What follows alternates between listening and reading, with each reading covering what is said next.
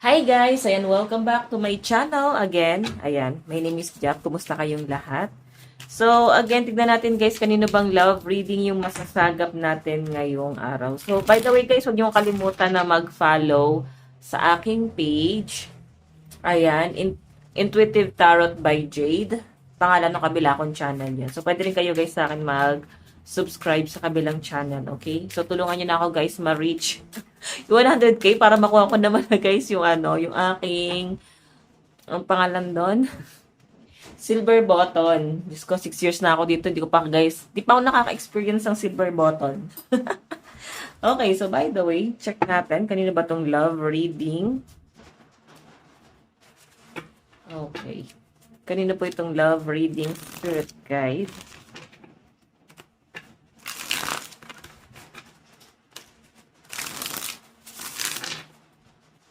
Kanina po itong love reading spirit guide.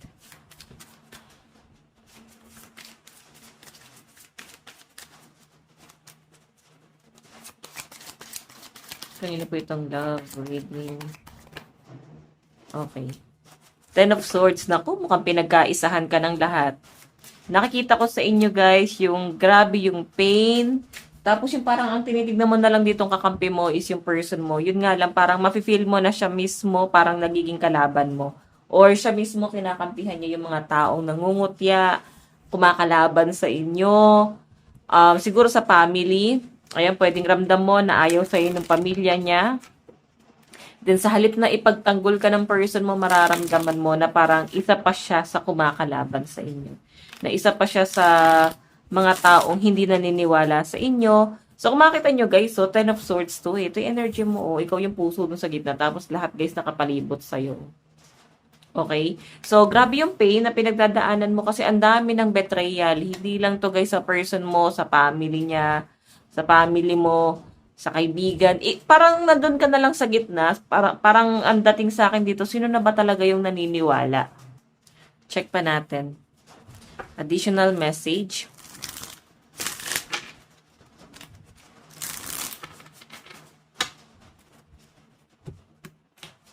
Okay, kanina po itong love reading.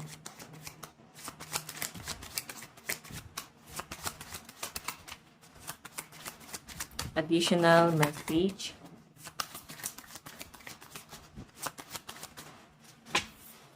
Meron tayong Page of Pentacles. Alam mo, sobrang napaka-vulnerable mo. Nakikita kita na someone na napaka-simple mo. Sobrang masiyahin. Hindi ka madaling paligayahin eh. Malit na bagay, sobrang na-appreciate mo, no? Ganyan kita nakikita dyan. Ganyan kita ilalarawan dyan. Kumbaga, mapapaisip ka na lang kung bakit ba ikaw binebetray. Napakasimple mo lang namang tao. Yung tipong hindi ka naman nag-e-expect ng sobra-sobra, no? Ikaw yung tipo ng tao na parang hindi ka humihiling ng kapalit. Mas gusto mo yung ikaw yung nagbibigay. Kasi Page of Pentacles na yan eh.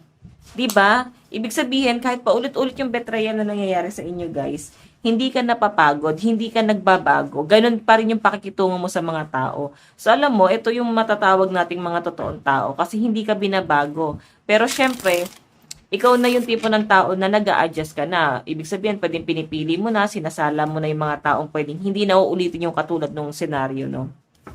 Then, para mapapaisip ka na lang din siguro, no? Saan ka ba nagkulang? Ginawa mo naman ang lahat, bakit may mga betrayal pa rin? 'Di ba? So, again, additional message. Kanina po itong love reading. Page of Pentacles to. Alam mo, ikaw ha, stable ka pagdating sa career mo. Maayos ka, napaka-practical mong tao. Pero bakit ganon? Parang hindi ka umaangat. Kasi nga, masyado mo ibinibigay eh. Binibigay lahat ng meron ka. Pag may sobra ka, ibinibigay mo agad sa ibang tao. Parang pinamumudmud mo yan. Dapat, doon pa lang nag-iisip ka na dapat sinasarili mo yan. Okay, mabuhay ka sa sarili mo. Hindi mo yan kailangan ipamudmud sa ibang tao. Okay? So again, check pa natin. Additional message.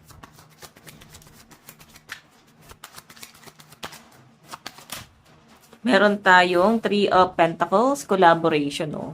So, sinasabi lang guys na maghanap ka ng mga taong, alam mo yun, tutulong sa'yo. Hindi yung puro ka na lang nagbibigay. Ganon din guys sa love. Dapat yung pinipili mo partner, ikaw yung parang may give and take. Ganon.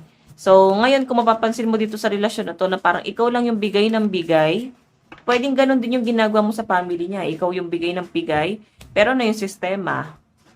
So, titignan pa natin, guys, since Three of Pentacles to, siguro kailangan obserbahan mo yung relasyon nyo, kung may give and take pa ba.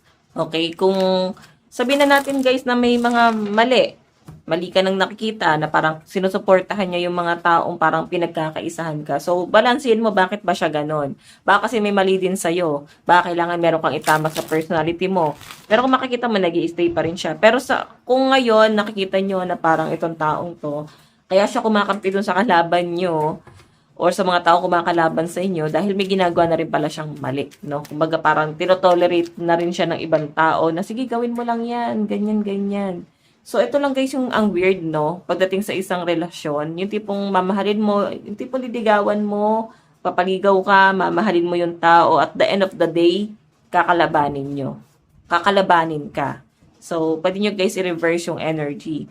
Pwede naman guys kausapin na hanggang dito na lang. Huwag nang lumalim pa yung galit, yung away, kung talagang mauuwi na yan sa hiwalayan. So, ano yung kailangan daw gawin?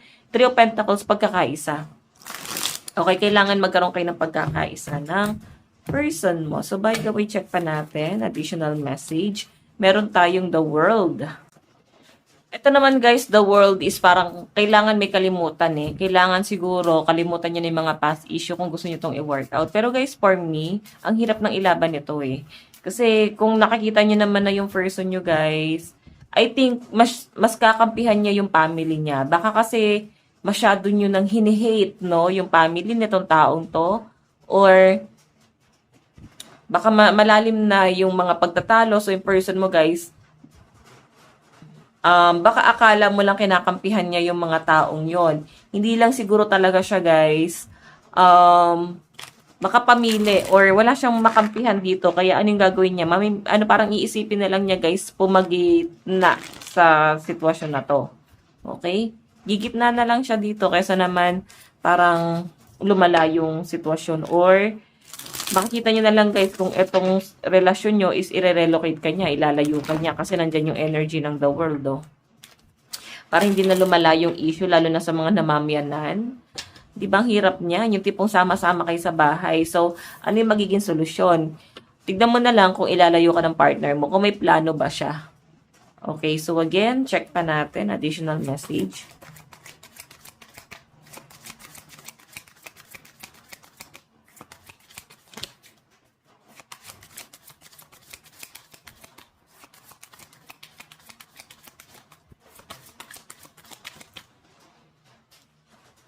Okay, Six of Wands.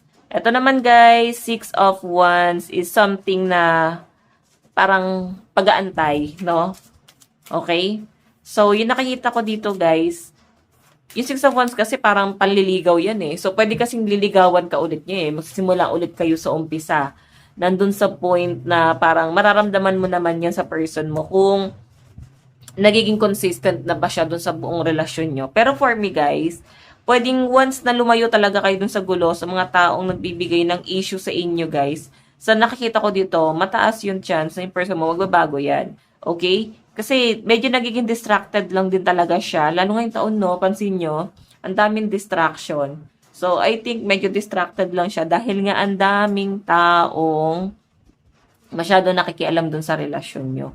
So, yun nga lang, hindi na mawawala sa sistema mo yan. Yung issue na yon. Kaya siguro sinabi kanina na parang may kailangan kalimutan. So, yung naging issue, yung tipong kinampihan niya yung ibang tao. So, kahit nasabihin na natin guys na magbabago siya, lilipas yung panahon, kakalimutan, hindi na yan mawawala sa buong sistema mo. Unless, nasa pagkatao mo na yung mabilis magpatawad.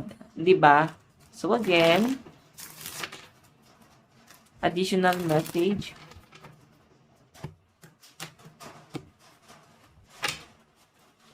Additional message.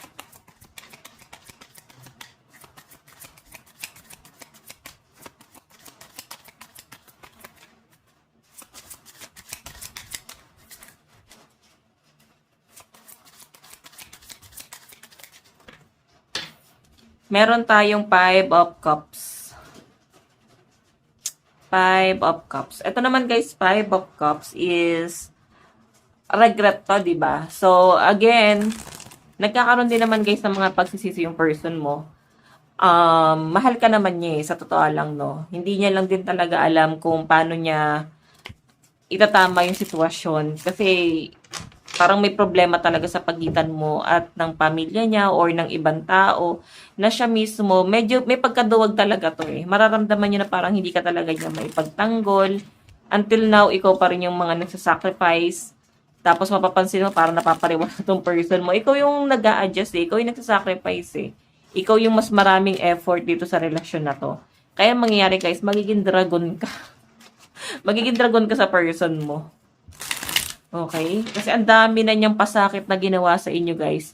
Kahit hindi sa family, pwedeng sa trabaho, sa mga katrabaho, sa mga kaibigan mo. Hindi po bakit, hindi niya ba kayang gumawa ng isang bagay na hindi ka titingnan na masama ng ibang tao, di ba? So, hindi niya siguro talaga kaya yon guys. Again, additional message.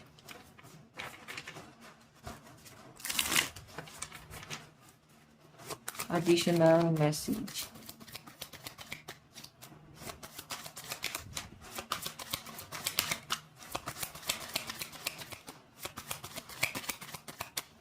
Additional message. Meron tayong 13 death. Ending a new beginning to guys ha. Hindi, actually ito na nga yung pinakamaganda eh. For me ha, maganda sa tarot card. Kasi may matatapos, medyo masakit yon no? Kasi may mga bagay kang kailangang i-let go, may mga bagay kang kailangang kalimutan, mga past issue, past mistake, na nandito ka na sa kasalukuyan, kailangan mo na yung i-let go. Medyo mahirap lang bitawan at tanggapin kasi may mga bagay na nag-hold back pa rin yung iba sa inyo. Pero at the same time, ang death guys is new beginning din naman to. Okay, ibig sabihin, may bagong cycle na pwedeng mangyari or paparating sa inyo. Again, paparating dito sa pagsasamang to. So, nakikita ko naman guys na may pagsisisi na yung person mo since Five of Pentacles, Five of Cups yan. May pagsisisi na yan. So, yung sinasabi niya guys na nagsisisi siya, talagang consistent siya doon. Hindi lang to mabilis yung pagbabago niya, pero makikita mo na kahit paano may nagiging progress. Okay. Again, check pa natin.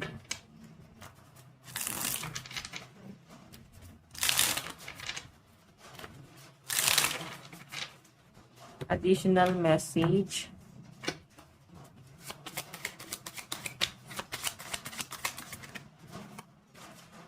Meron tayong 8 of Cups. Ito naman guys, yung 8 of Cups. Ano to eh? Something na pagtalikod. Okay? Unti-unti kang na-fall out of love. Unti-unti kang nawawala ng gana sa taong to. Kahit sabihin na natin guys na mahal mo siya.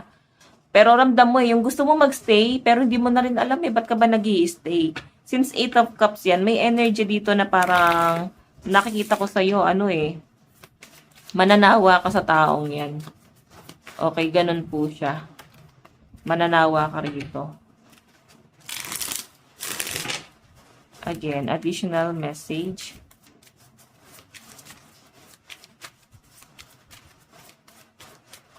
Meron tayong justice.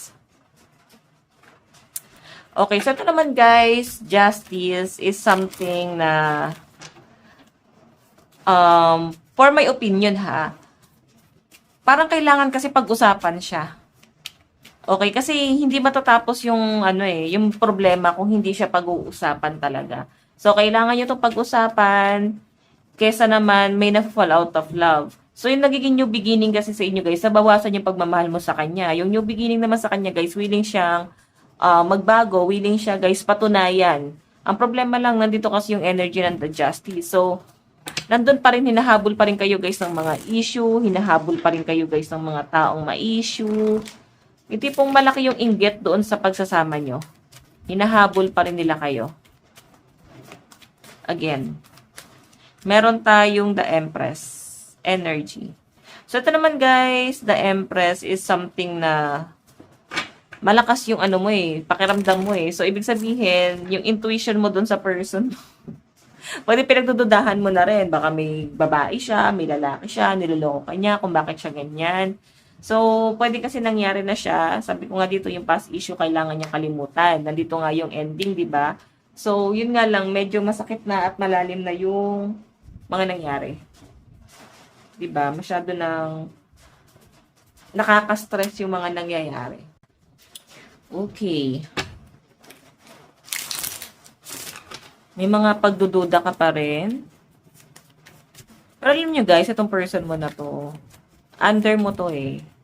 Kaya mo tong kontrolin. So, pwedeng pinapakita niya lang talaga na malakas siya, pinapakita niya lang talaga na kaya kanya. Pero sa totoo lang guys, kung yung person mo lagi kanya sinisigawan, matapang siya sa harap mo, ibig sabihin lang nun guys, hindi kanya kayang kontrolin.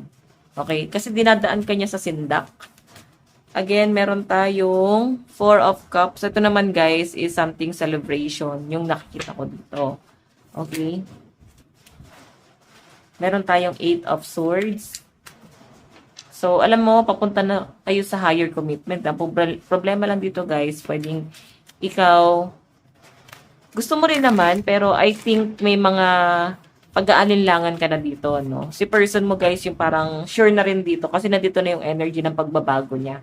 Pero ang problema lang dito guys, ikaw yung iniisip niya. Meron tayong 4 of Swords pa rin. 'Di ba? Siya yung nahihirapan kasi hindi niya alam kung paano babawi sa inyo. Pero feeling niya kasi may kasalanan ka rin naman sa kanya. So I think baka kailangan nyo lang guys bumawi sa isa't isa. I-treat nyo yung isa't isa, no? Baka kailangan nyo lang yon. So meron tayong 10 of Wands. Okay, 10 of Wands guys is something na parang pag-aantay, or sabihin na natin guys na about sa family. So, feeling ko may anniversary siguro na mangyayari sa family or family gathering, magkikita-kita na naman. So, ikaw medyo magkakaroon ka dito ng pagda-doubt. Two of Wands guys, chismis, no? May nakikita ko na pwedeng natatakot ka, baka kasi may machismis ka or meron na naman silang pag-usapan against you.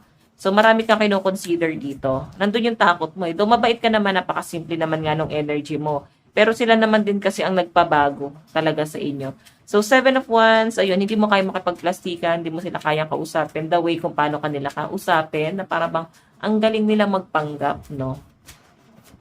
Again, meron tayong 7 of Pentacles. So, ito naman guys, 7 of Pentacles. Parang mararamdaman mo na yung mga action nila sa inyo, kung paano kanila guys itrato, na parang kala mo inaasikaso kanila, parang may pagmamahal.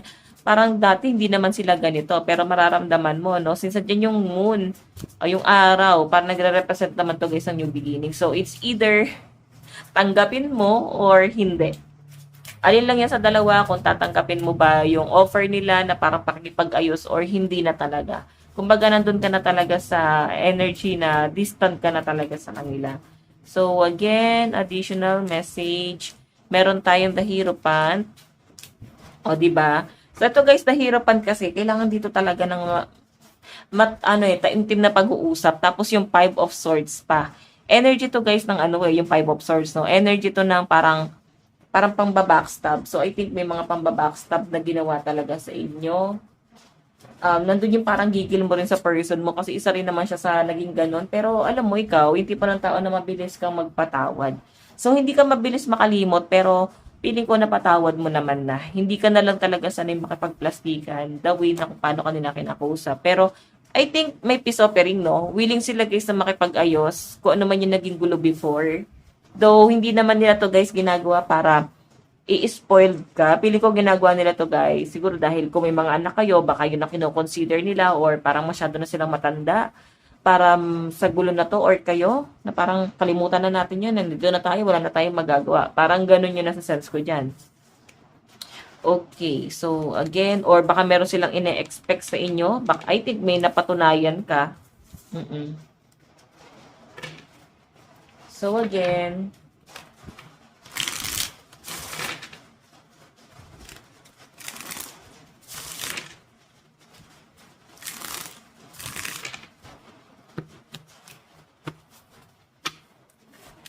okay.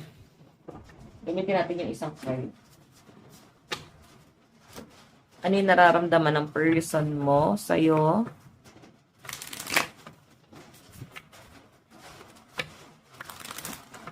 nararamdaman ng person mo sa iyong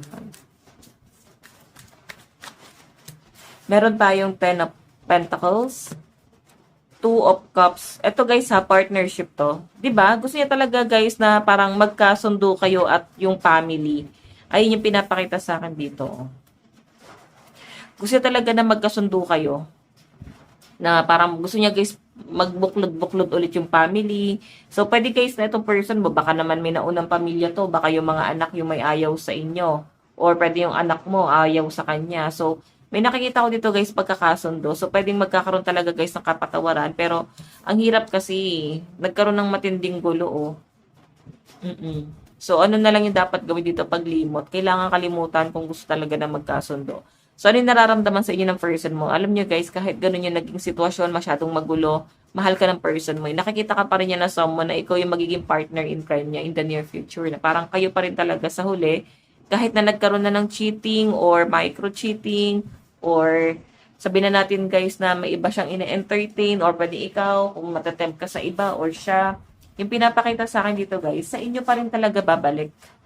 Okay? Kayo pa rin. Medyo mahirap lang kasi normally, parang di na naman natin to guys kailangan i-normalize eh. Pero sa ano natin ngayon, sa realidad natin ngayon guys, parang ino-normalize mo to eh, di ba? Normal na to sa panahon natin ngayon, yung situationship nga eh, parang ginagawa nila guys normal. So, paano kanya nakikita ngayon? Check natin. Paano ka nakikita ng person mo ngayon? Meron tayong The Hierophant. Family pa rin, no?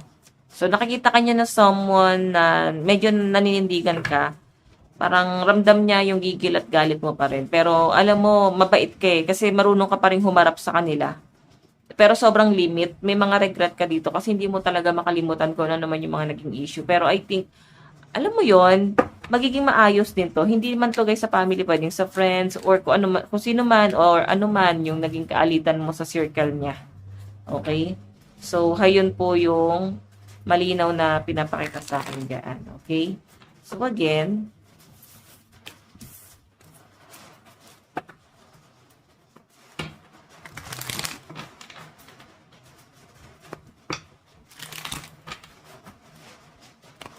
additional message.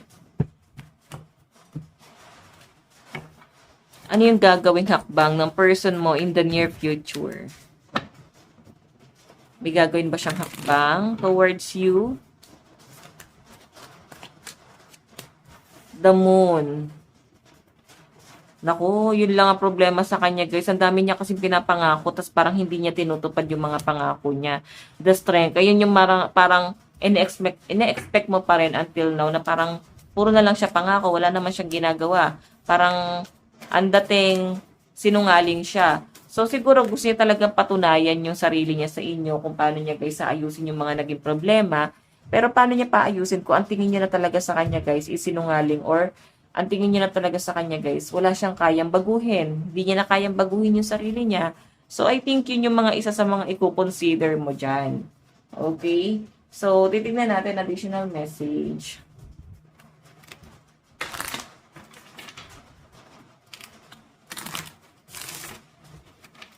Additional message. Meron tayong let your friends help you. Ayan. I think baka makatulong din yung ibang tao. Manghingi ka ng advice sa mga taong malapit sa inyo. 'Di ba? So, meron tayong chemistry. Hindi lang dapat nahihibang ka sa taong yan. Hindi lang dapat puro lang pagmamahal. Kailangan nagiging logical ka din. Kaya nga sinasabi dito, manghingi ka pa rin ng advice sa ibang tao. And again guys, finances and career, yung malinaw na pinapakita sa akin dito guys, pwedeng isa sa mga nagiging problema is hindi ka makapag-focus dun sa trabaho. Or pwedeng siya to, hindi siya yung makapag-focus kasi inisip niya, yun naging problema yung dalawa. So parang I think kailangan nyo ng space, no? Bigyan nyo ng space yung isa't isa. Again, you're mine. O, diba? Mahal ka talaga nitong taong to. And attached to my ex. Diba? Attracted siya sa inyo. So, baka nagkaroon kayo ng hiwalayan. Baka naghiwalay na kayo. Ngayon, willing siya na magbago. And sa inyo guys, no? Pero sobrang attracted pa rin daw siya sa inyo guys. And Ayun. I think naman guys, kahit ganun siya, baka na-spoiled ka rin naman niya sa ibang bagay na i-provide niya rin naman yung ibang mong needs. Hindi kagaya ng kaya mo lang ibigay. Siyempre, mas marami ka pa rin siguro nabigay. Message niya sa inyo, meron tayong I'm so attracted to you. Additional message. Meron tayong I want to tell you how I feel. Diba marami siyang gusto sabihin sa inyo kung naman yung mga nararamdaman niya. And again, meron tayong I am afraid to contact you. So, mukhang nasa no contact kayo ngayon. Mukhang di kayo masyado nag-uusap. Zodiac sign, Gemini, Aquarius, Pisces, Taurus, Capricorn, and Libra. Meron tayong Pisces, Gemini, Aquarius, Libra, Scorpio, and Cancer energy, last one. Sagittarius, Libra, Scorpio, Virgo, Cancer, and Aquarius energy. Okay? So, by the way,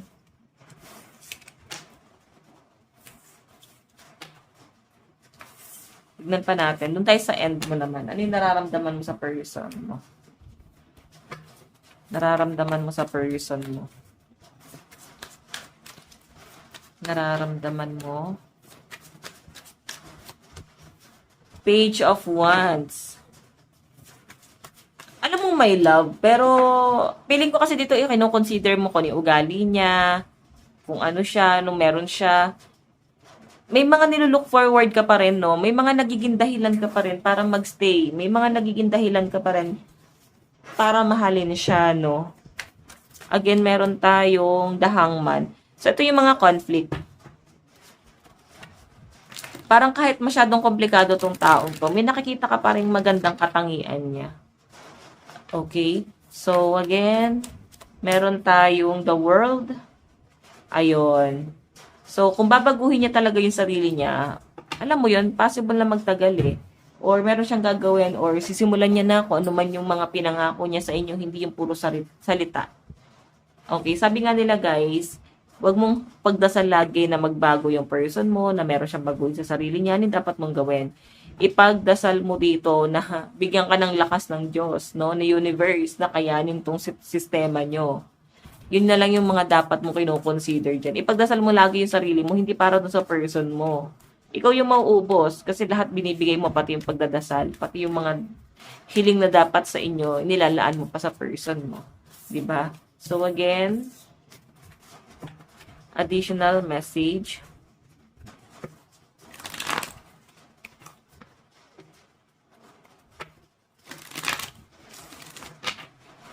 Additional message. Tignan natin.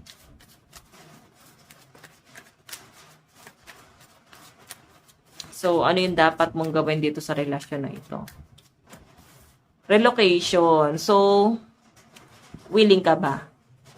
Kasi nakikita ko dito guys, mukhang frustrated ka na eh. Hindi pong ikaw na nga yung gumagawa ng paraan para ikaw na yung pumapasan dito sa relasyon na to. Ang gusto mo na lang dito, meron siyang patunayan. Parang, hey, gumalaw-galaw ka naman. May plano ka ba talaga? Diba, the emperor, siya yung dapat may plano rito eh. So, feeling ko kasi sa inyo guys, masyado kang nag-aantay sa magandang plano netong taong to. Meron tayong justice. Ayan. Ito naman guys, justice is something na may mga ano pa rin kayo guys, past issue na hindi nyo pa rin guys nasusolusyonan. So, since hiwalay naman kayo or no contact kayo ngayon, so bigyan mo siya ng chance na patunayan yung sarili niya ngayon. Kung until now, wala pa rin siya pinapatunayan, dapat dun ka na mag-decide, no? Or mag-isip. Dun mo na dapat pag-isipan kung ito bang relasyon na to ay worth it pa bang ilaban. Pero nakikita ko kasi mukhang mahal mo pa si person eh. Kung worth it pa bang ilaban yan. Ang gusto mo lang din kasi talaga guys, maging emperor siya dun sa relasyon. Parang hindi na lang puro ikaw yung papasan. Parang gusto mo may patunayan din siya dito. Okay? So, tingnan natin guys yung zodiac sign mo. Meron tayong Cancer, Virgo, Scorpio, Aquarius, Libra, and Sagittarius. Sagittarius, Libra, Scorpio, Aquarius, and ano nga ulit to? Capricorn. Kalimutan. Pisces. Last one. Aquarius, Libra, Pisces, Gemini, Cancer, Scorpio, Sagittarius, and Aries energy. So, by the way, guys, ito lang po ang inyong daily love reading. Bukas po ulit. God bless and love you all. Bye-bye!